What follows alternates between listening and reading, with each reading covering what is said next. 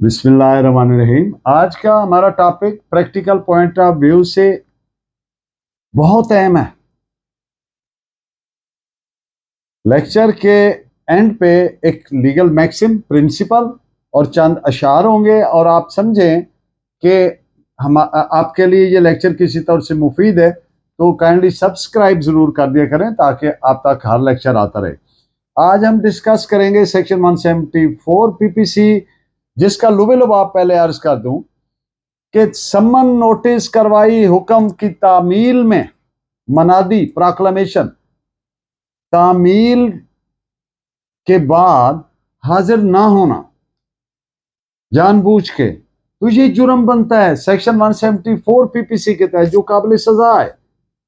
तो ये जानना बड़ा जरूरी है।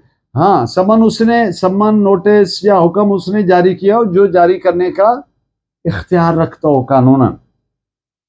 तो इस पे एट लेंथ बात करते हैं। पहले मैं सेक्शन 174 पीपीसी, जैसा कि पीपीसी में प्रोवाइडेड ए डेफिनेशन, वो आपके गोशगुजार करता हूं। आगे फिर डिटेल इसके स्कोप एंड एप्लीकेशन पे बात करेंगे।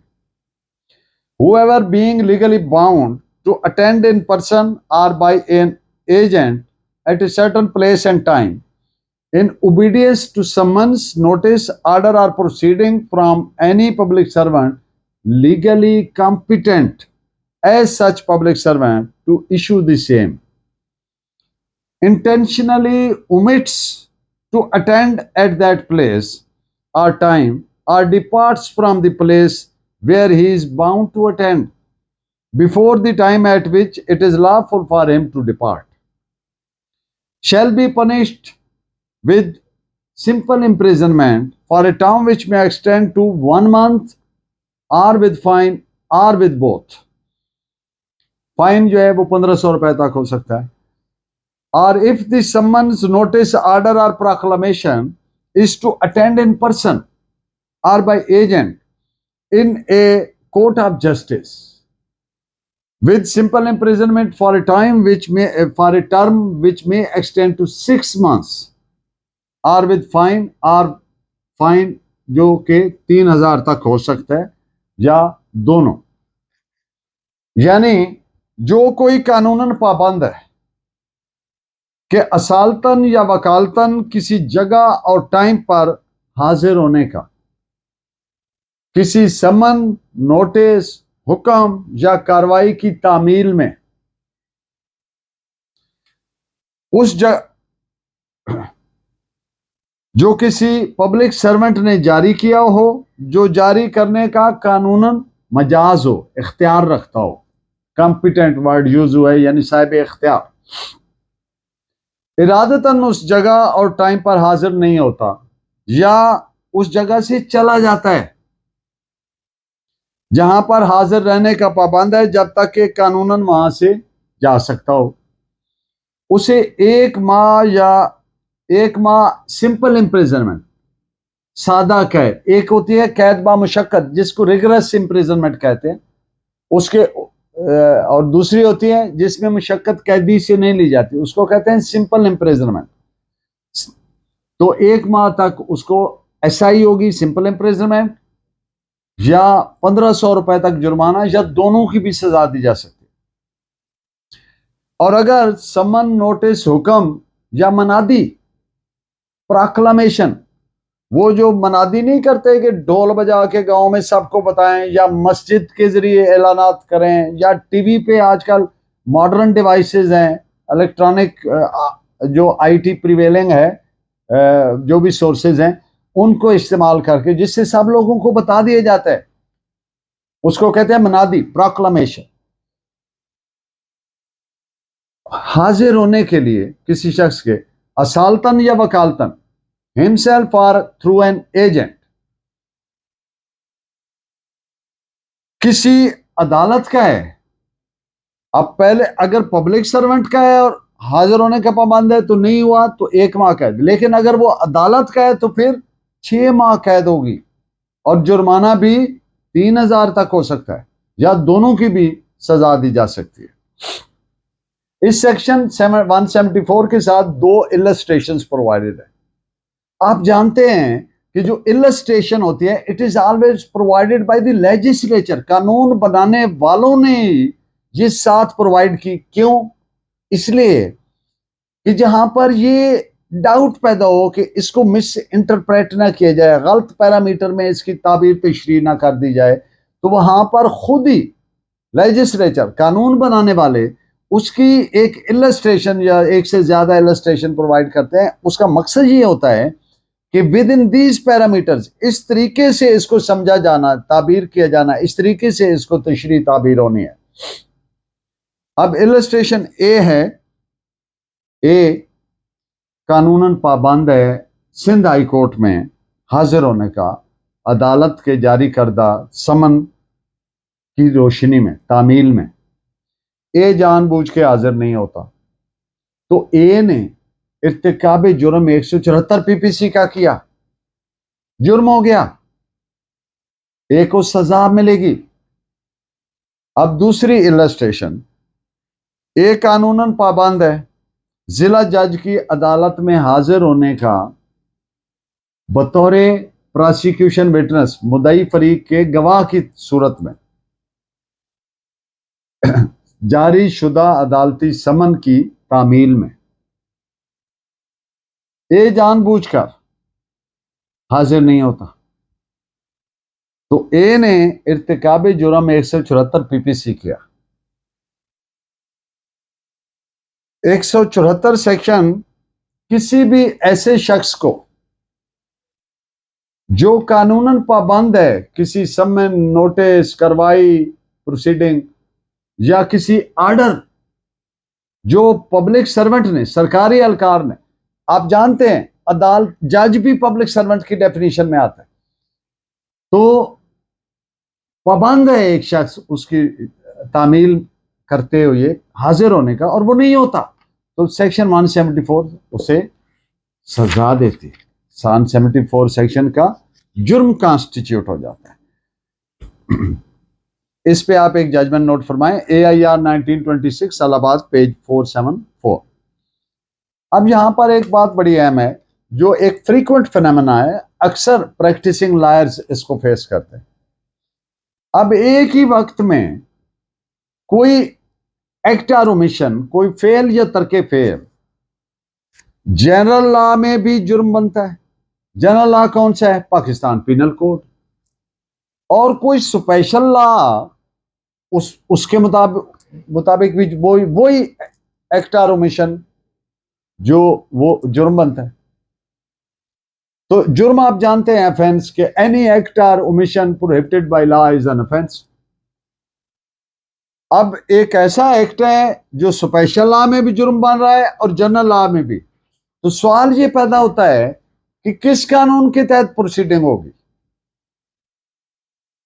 तो इसका जवाब ये है कि स्पेशल लॉ, एक प्रिंसिपल है कि special law prevails, special law के तहत प्रोसीडिंग होगी और जो जनरल लॉ है वो डॉर्मेंट हो जाएगा, कार्रवाई स्पेशल लॉ के तहत होगी। इस पे आप एक जजमेंट नोट फरमाएं, 1991 क्रिमिनल लॉ जर्नल ब्रैकेट में RAJ, पेज है 279। अब एक केस अदालत के सामने आया जिसके फैक्ट्स इस तरह से हैं कि मुल्जिम मुद्दई फरीक का गवाह है जो पाबंद था कि कोर्ट में हाजिर हो और वो जानबूझ के हाजिर नहीं हुआ। अगली तारीख पर उसने अदालत में बताया कि जनाब मैं तो बीमार था और मैं बीमारी की वजह से नहीं आ सका, और अपनी इस बात के को सब्सटेंशिएट करने के लिए उसने अपना मेडिकल सर्टिफिकेट भी बाबत बीमारी पेश किया। अदालत ने उसे सेक्शन 174 पीपीसी के तहत सजा दे दी। तो हाई कोर्ट ने उस सजा को क्वैश कर दिया, कलअदम कर दिया, खत्म कर दिया। क्यों खत्म किया? यहां पर अब तवज्जो आपकी चाहता हूं, बड़ा अहम पॉइंट डिस्कस करना। इसलिए हाई कोर्ट ने करार दिया कि ये सजा गलत दी गई है। क्यों गलत दी गई? रिमेंबर, आप एक सेक्शन जानते हैं, सेक्शन 195 CRPC और सेक्शन 376 CRPC। जब किसी कोर्ट ने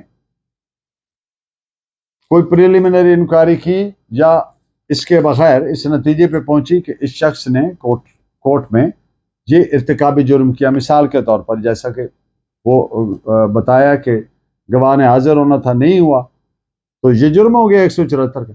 अब तरीका ये था कोर्ट के लिए, वो कोई जुर्म हो, 174 का हो या कोई और हो, परजरी का हो, कोर्ट खुद सजा नहीं दे सकता। कोर्ट उसकी कंप्लेंट सेंड करेगी। अब कोर्ट का डिस्क्रिप्शन है, मैंडेटरी नहीं है। वो चाहे तो सरसरी इंक्वायरी पहले कर सकती है। अगर वो चाहे कि सरसरी इंक्वायरी की जरूरत नहीं है, चीजें इतनी सेल्फ स्पीकिंग हैं कि वो सफिशिएंट है, जिनसे कोई शक नहीं रह जाता, तो फिर वो एक कंप्लेंट भेजेगी कोर्ट, किसको? एरिया मैजिस्ट्रेट को। और आप जानते हैं, आप सेक्शन 200 से 204 देखें CRPC, जो इस्तिगासा से मुतल्लिक है। अगर कोई आम आदमी इस्तिगासा दायर करे तो सबसे पहले जो कंप्लेनेंट है उसका स्टेटमेंट रिकॉर्ड होता है, जो सरसरी उसकी एविडेंस होती है, बाकी कोई डॉक्यूमेंट्स या जुबानी गवाही वो रिकॉर्ड होती है, और फिर बहस होती है, और वो मुस्तगीस का वकील साबित करता है प्राइमा फेशियाई केस, तो फिर वो अदालत अगर कन्विंस हो के प्राइमा फेशियाई केस बनता है तो एडमिट करती है, वरना खारिज कर देती है। लेकिन जब कोई पब्लिक सर्वेंट, आप जानते हैं अदालत भी पब्लिक सर्वेंट है, तो जब कोई पब्लिक सर्वेंट कंप्लेंट भेजेगा तो वो पर सी एडमिसिबल, एडमिटेड तस्वर होगी, उस पर कोई सरसरी शहादत की जरूरत नहीं। स्ट्रेट अवे जो मुलजमान है उनको समन किया जाएगा टू फेस द ट्रायल। तो ये पॉइंट्स हैं जिनकी वजह से, चूंकि अदालत ने वो तरीकाकार इख्तियार नहीं किया, जहां पे एक principal, when something is provided by law to be done in a particular manner, then that thing must be done in that manner alone or not at all. तो जब एक तरीकाकार प्रोवाइडेड है बाय सेक्शन 195 एंड 376 CRPC, तो फिर उसके मुताबिक चलना चाहिए था ना कोर्ट को। जहां पे कोई बादशाह सलामत नहीं है, कानून के मुताबिक चलना है, कानून के मुताबिक, प्रोसीजर के मुताबिक। तो इन तमाम पॉइंट्स पे कुछ जजमेंट्स नोट फरमाए।